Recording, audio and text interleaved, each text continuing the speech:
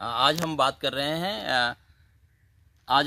रहे हैं poly house में बिना बीज वाले खीरे की उत्पादन तकनीक पर। जो बिना बीज वाला खीरा होता है ये एक ऐसी फसल है कि जो हमारे चाहे बाजार में हो या हमारे मॉल्स में हो, तो जिसका किसानों को बहुत ज़्यादा इसका उत्पादन जो मूल्य है वो मिलता है। और इसको उत्पादन करने की अलग तकनीक होती है, क्योंकि ये बिना पॉली हाउस के आप इसको उत्पादित नहीं कर सकते हैं। और इसका बीज बहुत महंगा आता है, क्योंकि इसके बीज की जो कीमत है वो करीब 5 रुपये से लेके करीब 11 रुपये प्रति बीज तक होती है।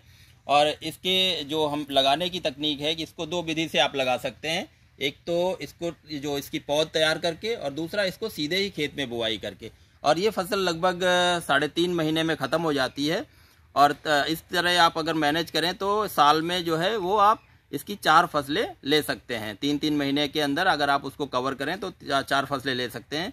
और जब हम संरक्षित खेती की बात करते हैं तो जो बिना बीज वाले खीरा है ये हमारी सबसे ज़्यादा इनकम देने वाली फसल होती है।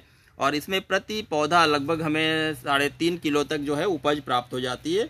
और इसका जो औसतन बाजार मूल्य हमें मिलता है वो 22 से 25 रुपये प्रति किलो के हिसाब से इसका हमें मूल्य मिलता है, और उससे हमारी अच्छी इनकम होती है। और ये पहली बार जब आप इसकी पहली तुड़ाई करते हैं वो 45 दिन पे इसकी पहली तुड़ाई हो जाती है।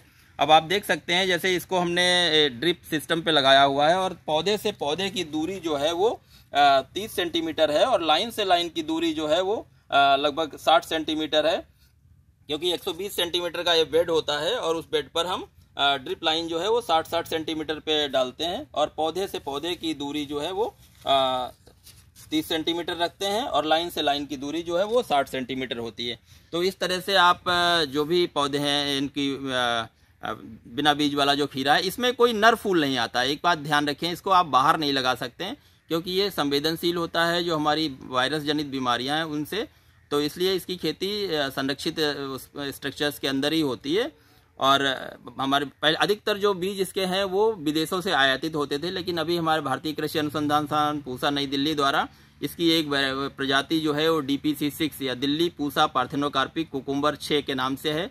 दूसरी इसकी एक प्रजाति है जो कि हमारे पंजाब कृषि विश्वविद्यालय लुधियाना द्वारा जारी की गई है, पंजाब खीरा 1 उसे कहते हैं।